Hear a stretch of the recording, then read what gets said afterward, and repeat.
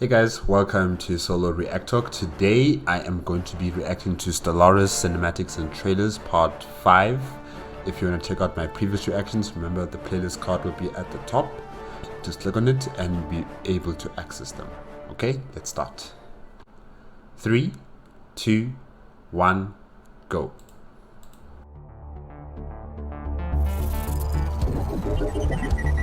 We are receiving reports that Colony Europa 7 has in fact been destroyed by an The estimated death toll is in the billions. My entire family was... The attackers are being called Gamma Aliens until more information With this attack, we have no choice but to protect our kind by unleashing our almighty weapon upon them, summoning the apocalypse.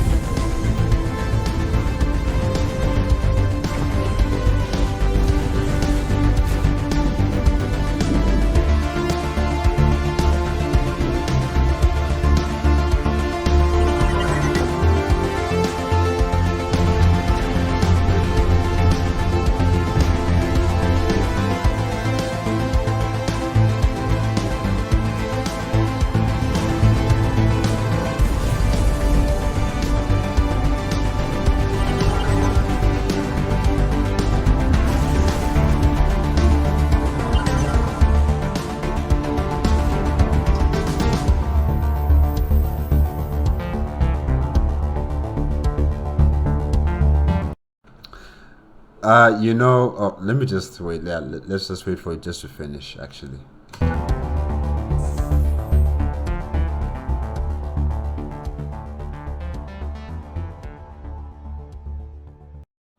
Okay, what I was about to say, right, is that when I saw the colossal weapon, the one with the ring, right, it reminds me of the Greater Terran Union, made by the Templin Institute. How they also used that colossal weapon for their story that they were basing off on Stellaris.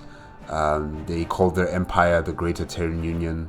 It was a human, xenophobic, conquering militarist empire, yeah. And they turned from becoming a xenophobic into a xenophilia kind of nation, but still centered around the conquest and the control of the galaxy, yeah. But mainly what I'm talking about is the colossal weapon, the very same colossal weapon that they used against their enemies and wiped them out. And yeah, like every time I see that colossal weapon, I just remind myself of that story from the Templin Institute. Very enjoyable. If you haven't watched it yet on the Templin Institute channel, please go and do so. The GTU, the Greater Terran Union, you'll find it there. And yeah, it's very, very good. And in this Apocalypse expansion, yes, the Great Khan, well, you know, with that mini or mid crisis situation, whenever that happens, like, I don't fight against the Great Khan. I just allow myself to become his vassal and, you know, wait until the Great Khan dies or is defeated, and then, you know, I free myself eventually. So I don't really fight, you know, especially if I know I don't have the military fleet power to fight against him. You know, I just surrender, you know. But if I do have the power, if I do have the fleet power, and I know I can, you know, pound for pound, you know, fight against the Great Khan, then I will take my chances. And yes, you know, any fleet needs a Titan. You need a Titan in a fleet. You know, you can have your battleships, you can have your cruisers, your destroyers, your corvettes, but you need a Titan. You need that weapon, that ship, as your icing on the cake. If I can say that, you need a Titan with your neutron launchers and your, what do they call it? Precision beam? Something like that. I forgot what they call the beam. The main beam laser, yeah. So it's always cool to have a Titan in your fleets. And the more the merrier. If you can get 3, 4, 5, even possibly 7 or 8, all the way up to 10, you're gonna need a lot of ship capacity. But if you can get that, get that. Other empires will think twice of actually fighting against you because of your overwhelming fleet power. So yeah, definitely always get that. And in terms of the colossal weapons, I don't choose the passive ones usually because it's a waste of a planet. That's why I don't really choose the passive one. The neutron sweep, that's the one I use almost all the time, just to make sure that the game is stable towards the end. You have to wipe out a few populations of Xeno life forms just to make sure that the game is a bit stable towards the end, late game. So yeah, I use the neutron sweep, and if I'm spiteful, if I'm really angry with this empire, then I destroy their worlds completely. But yeah, usually I use the neutron sweep, wipe out all life on the planet. I'll own the system, and maybe I will expand my empire to that new world, but usually I don't colonize it. I just leave it as it is. It just becomes a tourist attraction. People take pictures and they just leave. Yeah. But yeah, I usually just choose neutron sweep when it comes to my colossal weapon. Okay, let's continue.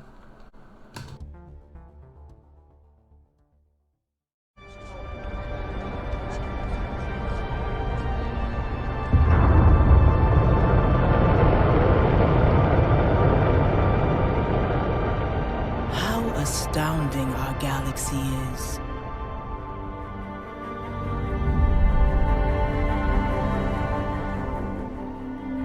How vast its mystery.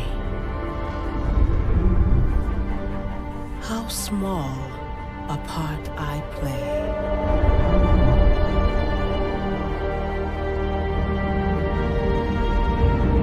Through uncharted worlds, I continue this journey forward, patiently hoping to find what is yet to be discovered.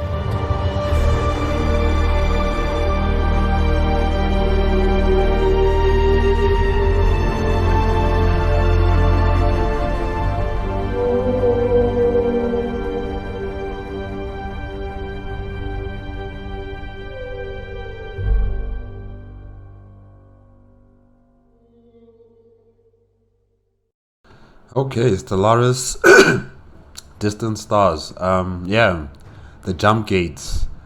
I wish they could actually show us, what's going on the opposite side of the galaxy through the portal.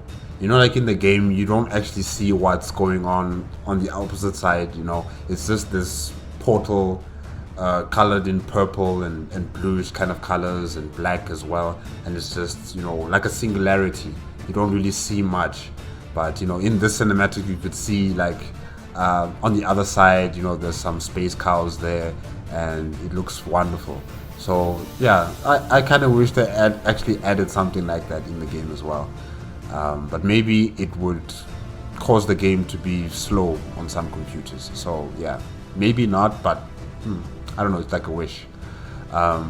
But yeah, the cinematic in the beginning, with the science vessels launching from the planet, I thought all those people there were like refugees running away because there was just so many people going aboard these science vessels. So I was like, no man, are these guys running away? Are they refugees escaping their world, or what's going on here? And the ships could cloak. That was also very interesting to see. I saw some, I think 2 of them cloaked, when they were passing by the amoeba space aliens. So yeah, that was a bit interesting. Because I know for a fact we don't have cloaking in Stellaris. But just imagine we did. Oh.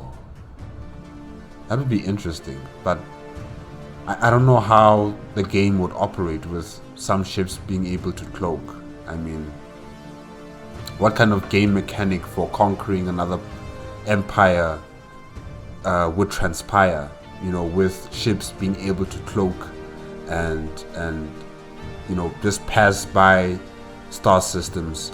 And what if they enter into a star system that has a what is it called again, a jump drive inhibitor,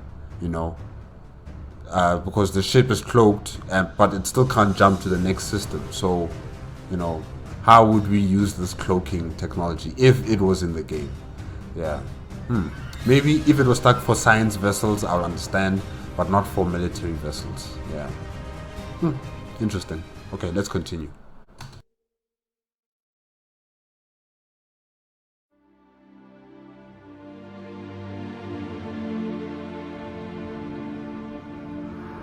We long to discover those who came before us. Our curiosity pushing us to explore the stars.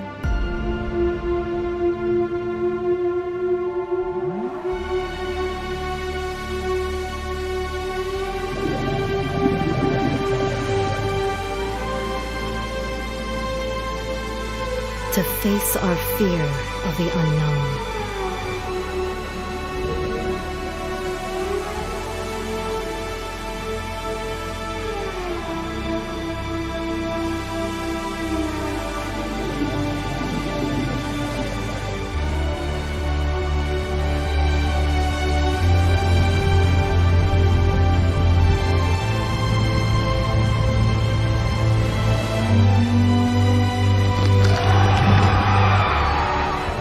To unveil the mysteries of the galaxy.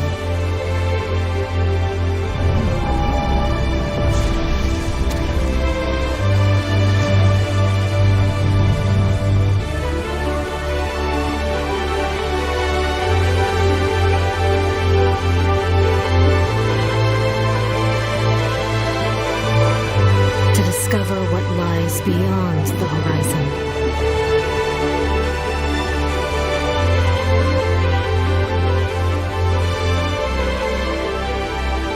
Yet, we forget our curiosity may lead us astray.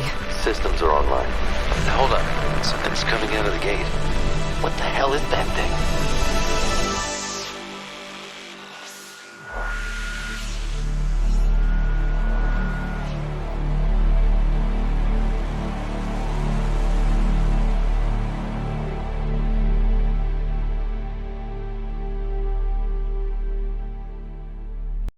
Emergency, close the gate. Close it right now. Just close it.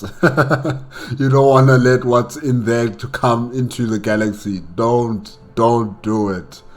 Yeah, it's always a risk when you open up the L gates, You never know what you'll find out there. But mainly with me, when I play the game, right, I always get the gray tempests, the fleets of nanomachines, always bent on destroying the entire galaxy, or just rampaging through your region of the galaxy and just destroying your fleets and your planets and wiping out people, and then they go back and then they come back again after some time.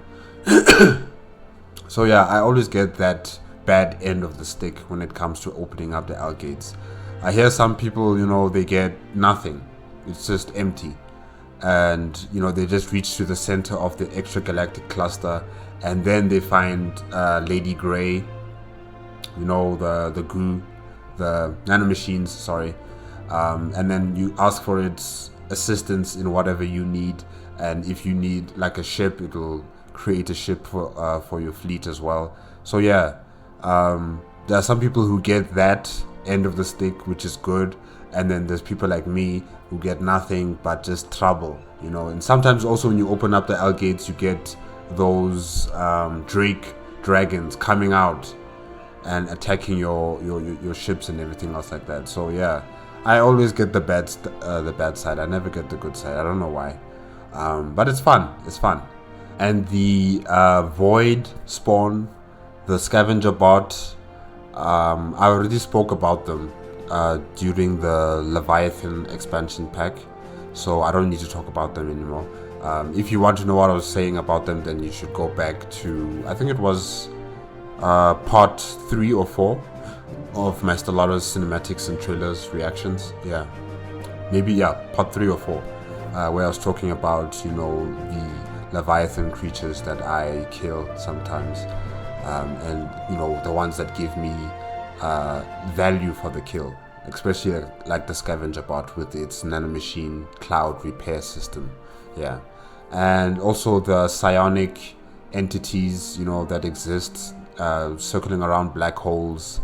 Yeah, you know, kill them, get their weapons that they use, and yeah, it's good, fun. It's not something that I would, you know, say that you should do immediately. You know, you can do it whenever you have the fleet power and you have the alloys and the credits to spare. Then you just send your fleet there and deal with the matter. It's not something that's like really serious to figure out or to do. But yeah, guys, I guess that's it with this cinematic. Let's continue.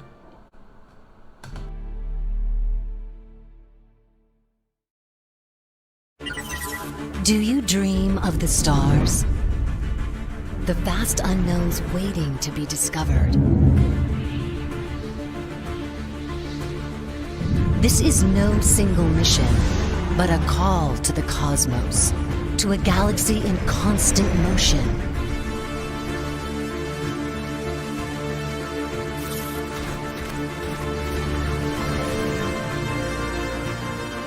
There are always more stars to discover,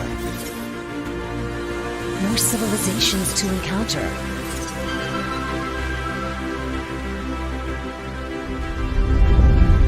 More worlds to explore.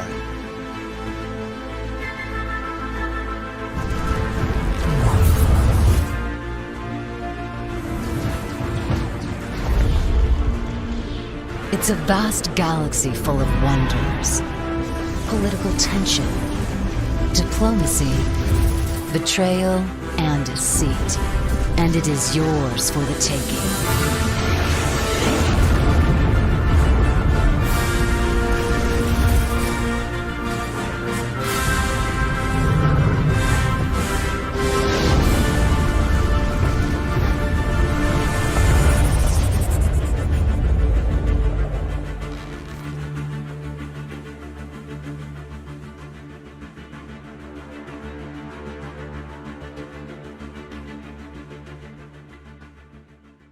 Yes, guys, this trailer seems like it's the one where Stellaris was going at full steam ahead, you know, where they would have also people from the media, gaming industry to come and, you know, have their thoughts about the game, you know, how good it is.